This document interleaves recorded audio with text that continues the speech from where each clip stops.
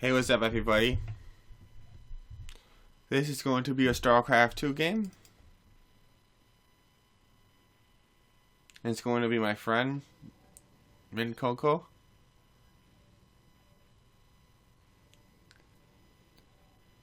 And he actually changed his name, that's why I didn't know it was him. This is going to be a Protoss versus Protoss war. And this map, is actually, you could rush for the gold near the middle of the map. The middle top of the map.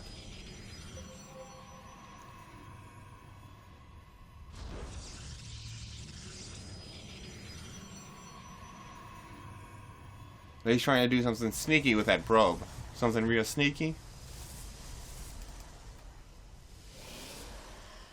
So he usually goes 2 gateways before he goes for second nexus. Because I do that at New and Protoss, that's what you usually do, but this is another Protoss. And by the way, watching these players, these Diamond players play, you're going to learn a lot of tactics. Because most players are ranked below Diamond. Diamond's like the top 5% or something like that. I don't know exact number, but something like that. And now here comes Blue with his Stalkers, and then Red with his Oracles. So he's going to pop that probe right there. Trying to sneak in, but he has too many Stalkers. See, when you go 2 gateways first, you usually can sneak away. I mean, it's usually if someone tries to sneak in, you can stop it, and you could sneak into their base if they're not prepared. There goes a robotic facility. Get some immortals. Immortal robots.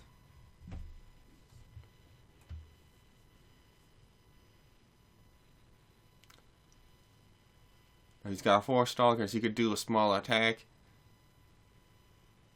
If Red doesn't have enough stuff, he could start messing them up. I noticed that Blue, he doesn't make Zealots. He always tells me don't bother making Zealots. And now here comes the Oracle Rush. But let's see if Blue could stop him. He has a Mothership core right there. Now watch. He's fighting them.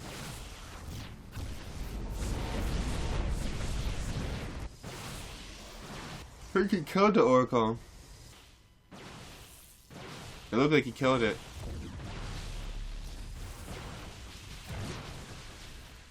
Now since Red doesn't have a lot of stuff, Blue could get an attack going.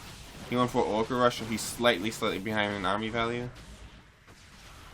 I noticed how when the Stalkers run, the Oracle could still hit him while they're running. That's actually good Oracle micro, and that's actually something that like I didn't see too often, so that's something that you could copy. If you got them a little bit outnumbered and you're pushing them out of your base, the Oracle could chase them down and keep zapping them while they're running away.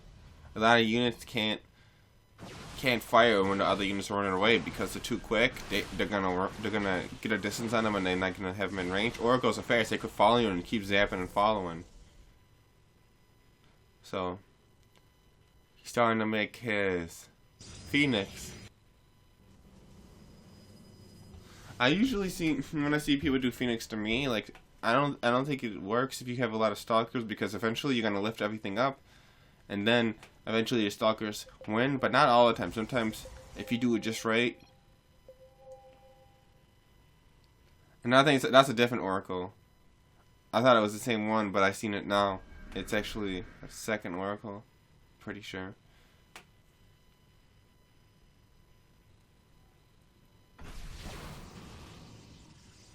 So you see the Oracle is just scouting and he put like some scout stuff on them. Some like radar stuff.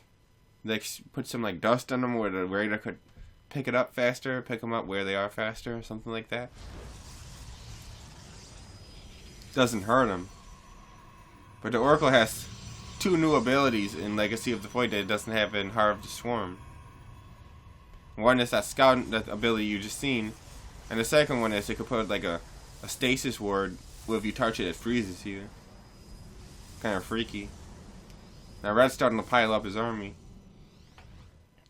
He's making a little bit more adepts and Stalkers because they take 25 Vespene gas instead of 50, so you could put more Vespene gas into his air army.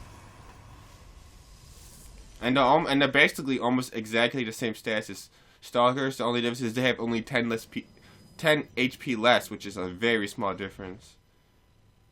Almost exactly the same.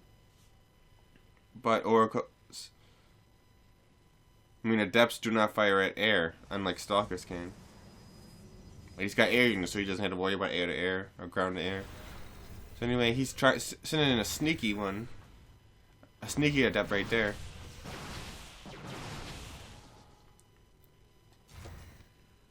And here comes the big fight. He's coming in with everything now.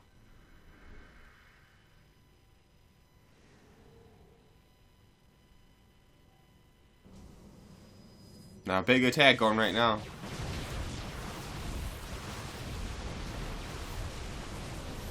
Let's see if these Pheonixes could do anything. Now, he's got to drop that robot real quick, but he's not.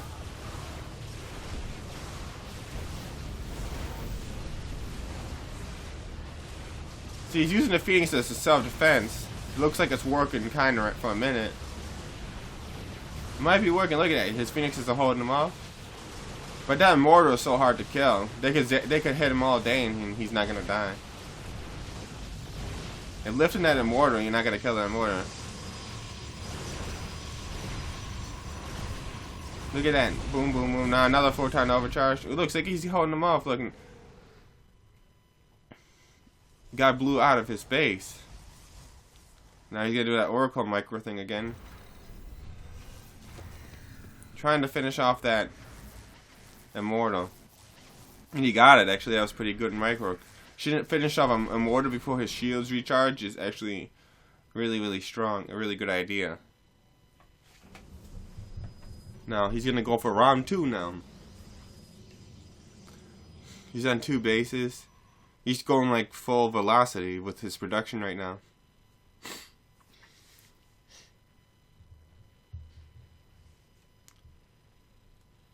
And yeah, finishing off like units like that, especially a strong unit like a Immortal with an Oracle micro, is like really, really strong, really, really good. And here comes this guy. He's looking to scout and looking for something to attack. And like the army values are about the same because they're both diamond players and they're both about the same skill level, I guess. So let's see. Oh, but Red made a second base. Sometimes spending money on a second base loses you the game because you spend 400, I don't want to say dollars, 400 on minerals. And the other player didn't, and he just put it into his army. They're like boom, boom, boom, lift off, and he actually won the game because he bought a Nexus and Blue just kept going and going and going, and he didn't really have anything left because Blue kept going and going and going, even though he defended. Red kind of eased up and Blue kept going at him like all in with the Stalkers and won the game.